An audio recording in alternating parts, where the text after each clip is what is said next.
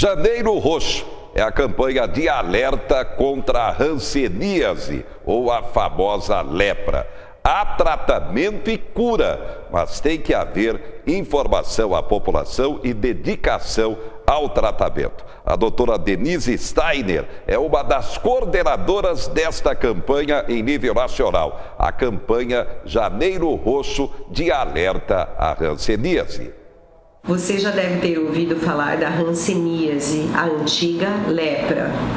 Infelizmente, essa não é uma boa notícia, mas o nosso país continua sendo endêmico e está em primeiro lugar nos casos novos de hanseníase. Então, nós precisamos fazer a nossa parte. A hanseníase é causada por um bacilo e pode comprometer toda a pele, levando ao aparecimento de manchas, de caroços, mas o mais importante é que existe uma alteração da sensibilidade. Então, se você perceber alguma mancha um pouquinho mais clara, às vezes muito insignificante, mas que você não tem a mesma sensibilidade nesse local, ou seja, exista uma anestesia nesse local ou uma parestesia, uma sensação diferente, você logo deve procurar um médico. Assim como, se observar alguma pessoa que tenha esse tipo de comprometimento, também indique para que ela procure um médico. É importante que a hanseníase seja tratada o mais cedo possível, porque assim ela não evolui para aqueles polos mais intensos, onde você pode ter comprometimentos nervosos ou então muitos nódulos e um rosto mais desfigurado. A hanseníase tem cura. Cuide-se. A informação, portanto, está dada. Destaques do momento: Temer libera 15 bi para a Caixa Federal usar no crédito imobiliário. Esse dinheiro será do FGTS. Começa dia 9, calendário para pagamento do IPVA 2018. Em relação ao ano passado, o imposto estará entre 1,5% e 7,5% mais barato por causa da desvalorização do valor venal. Já o DPVAT, seguro obrigatório, estará até 35% mais barato, menos para motos. Golpes pelo INSS contra aposentados cresce 30% no Brasil. Corinthians anuncia novo reforço. René Júnior é o novo reforço do Corinthians. Fogo destrói 90% das fantasias da Tucuruvi, a escola de samba Acadêmicos do Tucuruvi, em São Paulo, há um mês do carnaval. E a reforma previdenciária? O governo não tem hoje 308 votos necessários na Câmara Federal para a aprovação do projeto. Precisa, mas não tem. Está negociando, tentando negociar. Mas a situação é cada vez mais complicada, ainda mais num ano de eleição. Votação deve ser dia 19 de fevereiro. A gente continua repercutindo o assunto. Hoje o nosso convidado é o deputado federal Carlos Zaratini. Ele é do Partido dos Trabalhadores e explica por que é contrário à reforma da Previdência. Ela não poderia ter outro destino senão o repúdio da maioria do povo brasileiro. Porque, em primeiro lugar, não houve diálogo algum com os representantes da população, seja os parlamentares, antes de enviar, seja o movimento sindical, os representantes dos movimentos sociais da cidade e do campo. E é uma reforma que só discute um lado do problema, que é o lado da despesa, e não discute o lado da receita. Portanto, nós não estamos aqui, nós já estamos partindo do princípio que a receita é fixa e só consideramos a despesa. Mas a receita tem também a sua importância e tem que ser discutida no conjunto. Deputado, então, a princípio, o Partido dos Trabalhadores ele não fecha a questão contra qualquer reforma nos próximos 20 anos. Ele acha que ou não há legitimidade no atual governo, ou a proposta atual é muito viesada. Seria mais ou menos isso? Olha, evidentemente que o nosso partido não pode fechar a questão em relação a discutir qualquer assunto nesse país, certo? Todos os assuntos são importantes, a Previdência é importante, nós sabemos que ela precisa ser sempre muito bem cuidada para que não falte Mas nós não podemos entrar numa discussão colocada da forma como essa está colocada, simplesmente para atender os interesses do capital financeiro, que é quem vai lucrar com essa reforma, porque, veja só, boa parte da população, aquela de classe média alta, vai migrar para a previdência privada. E o excedente no orçamento federal será usado para pagar juros da dívida interna, que também interessa aos banqueiros. Portanto, é uma reforma que não interessa a grande maioria do povo brasileiro, mas interessa a uma minoria. Essa nós não concordamos. Deputado, muita gente faz confusão porque a previdência muitas vezes ela é acompanhada da assistência social, não é isso? E para algumas coisas conta-se as duas como uma coisa só, para outras conta-se como duas coisas separadas a critério talvez do governo. É mais ou menos isso? Uma das questões que o governo coloca é considerar simplesmente a contribuição patronal e a contribuição dos empregados. E ele compara isso com as despesas. Mas a concepção que está na Constituição de 88 é do orçamento da Seguridade Social, que é muito mais amplo, envolve outras arrecadações, como PIS/COFINS, como contribuição sobre o lucro líquido, que formam um orçamento global, que envolve a saúde, a assistência social e a previdência social. E, deputado, mesmo dentro da Previdência Social, tem muita discussão porque se junta a urbana e a rural, né? E tem gente que acha que a rural deveria ser visto como uma assistência social, na verdade, né? Na verdade, ela foi concebida assim, porque quando em 88 se estabeleceu a Previdência Rural como uma categoria especial, né, ela se separou. Então, ela tinha um forte subsídio porque esses trabalhadores não pagavam a Previdência Social. Então, se considerou justo que eles deveriam receber, né, e que esse recebimento deveria ser sustentado por esse orçamento maior chamado Orçamento da Seguridade Social.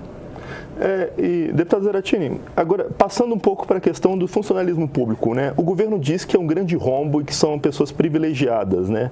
Mas me explica para a gente, hoje todo funcionário público, mesmo aposentado, continua pagando, não é isso, por exemplo?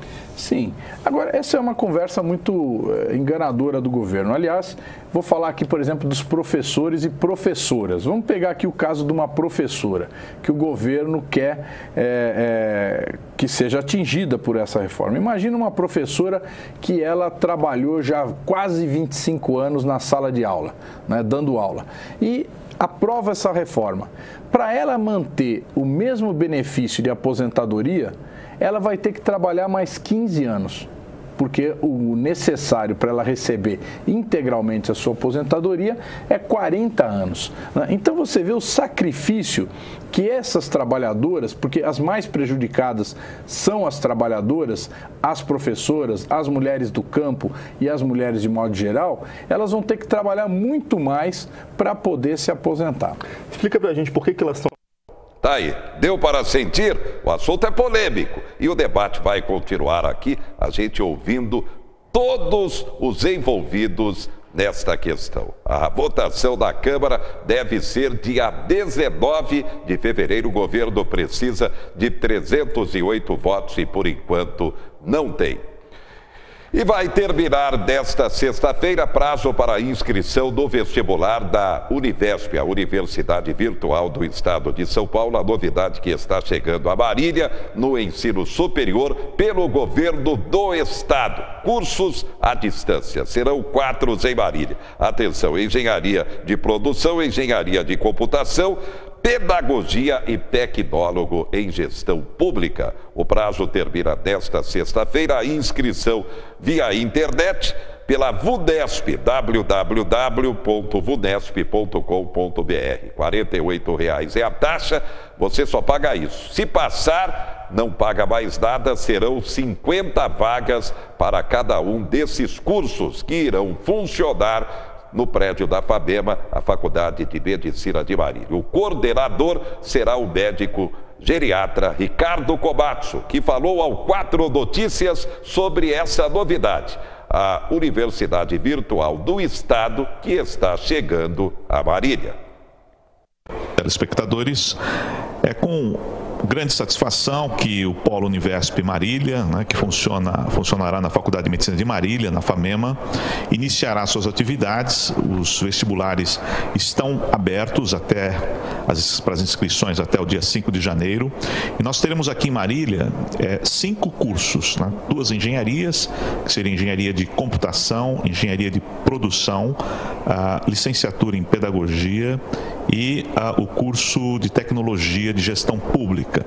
Então nós estaremos oferecendo em Marília 50 vagas em cada uma dessas 4 áreas, em cada um desses 4 cursos. Bem, inscrição. Quem pode fazer? Como será a sistemática da inscrição para o vestibular? Até quando a inscrição e o vestibular já tem data?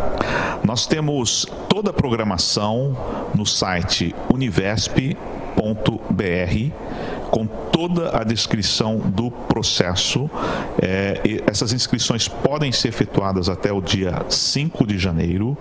Nós temos no Polo, então, estes 4 cursos de graduação, as 2 engenharias, pedagogia e a tecnologia de gestão pública, e nós acreditamos que tenhamos a oportunidade de oferecer, então, esses novos cursos a partir de fevereiro, março. Tá aí então. Boa sorte para você que vai se inscrever no vestibular da Univesp. Para fechar, saúde pública. Caiu em cerca de 15% o índice de doadores de medula óssea no Brasil no ano que passou. Um drama para quem tem leucemia e seus familiares. É preciso educação, conscientização da população. É preciso levar informação à população sobre a importância da doação de medula óssea. A chance de um irmão do mesmo pai e da mesma mãe ser compatível é de 25%. Se você não acha na família, você vai procurar no banco de doadores. Em média, é de 1 para 100 mil a chance. A gente está aqui no centro de São Paulo, na Santa Casa, para fazer o REDOME. REDOME é Registro Nacional de Doadores de Medula. E agora eu vou dar meu sangue para a gente conhecer um pouquinho mais essa história.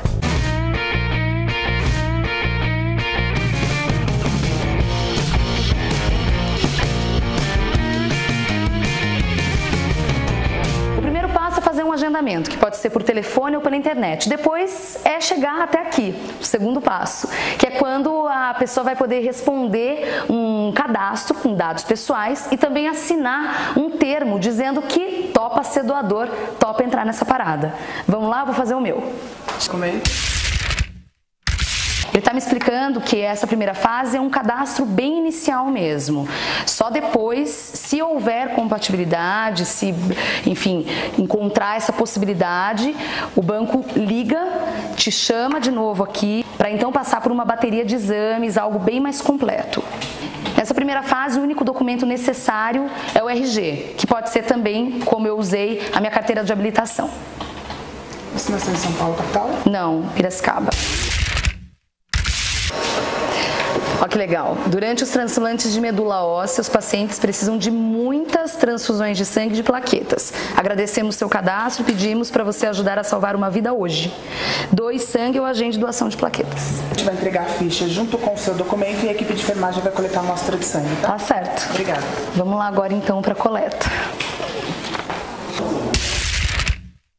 É super importante manter o cadastro atualizado, porque às vezes pode demorar bastante para entrar em contato com você, e aí, sei lá, você mudou de casa ou telefone, aí o pessoal do banco acaba não encontrando o teu contato. Então é importante manter tudo isso em dia. Agora eu cheguei ao posto de coleta aqui. Tudo jóia? Boa tarde. Pode entrar. Obrigada. Vamos lá. E eu vou fazer um furinho aqui, tá? Pode relaxar o braço, mantenha a mão fechadinha, tá bom? Tá. Só uma picadinha. Prontinho. Por favor. Olha aí, nem 30 segundos, tá vendo só? Para entender um pouco melhor como funciona tudo isso, a gente vai conversar com a doutora Carmen Vergueiro, que é responsável pelo banco de doadores aqui da Santa Casa. Para se tornar doador de medula, você tem que ter de 18 a 55 anos e tem que ter bom estado de saúde. E fica tranquilo, tranquilo, porque se você for chamado a fazer a doação, você vai passar por novos exames e olha só, existem 2 formas de doação, mas nenhuma das 2 vai te trazer mal nenhum para a saúde. A gente vai ver se você não tem nenhum problema cardíaco, se você está bem de estado de saúde de todos os outros órgãos, se você está compensada de qualquer doença que possa ter. Então vamos fazer realmente uma avaliação médica, né, para ver se você também não está se colocando em risco. E daí, se tiver tudo em ordem com você, aí sim o médico vai falar das 2 formas de doar e de qual é a melhor forma para aquele paciente que você foi compatível. O Redome no Brasil conta com mais de 3 milhões de doadores. Achou muito? Não é não. A gente tem hoje o 3º maior registro de doadores do mundo. Isso é muito legal. Nós temos o 3º registro que vem depois do americano e do alemão. Agora, por outro lado, por que a gente precisa de tanta gente no registro? Porque a compatibilidade ela é dada por uma característica genética. Né? E o nosso povo é muito miscigenado, então a gente tem uma diversidade enorme de tipos e por isso a gente precisa representar todas as etnias e toda essa diversidade no registro. E tem uma história bem legal de uma pessoa que trabalha na Associação da Medula Óssea aqui na Santa Casa e que precisou encontrar um doador. Ela teve com uns 15 anos leucemia e tratou e ficou bem. Aí, passa um tempo, a doença voltou. E daí foi a vez da Wendy de precisar de um doador. E a gente teve que recorrer a esse banco de doadores e ela encontrou um doador, ela fez o transplante e já se recuperou e tá ótima, assim, é uma menina linda e que trabalha aqui fazendo o cadastro de doadores. Vir até aqui fazer o registro, o cadastro, também fazer a retirada da amostra de sangue é só o primeiro passo. Mas vocês viram como é simples e não custa nada.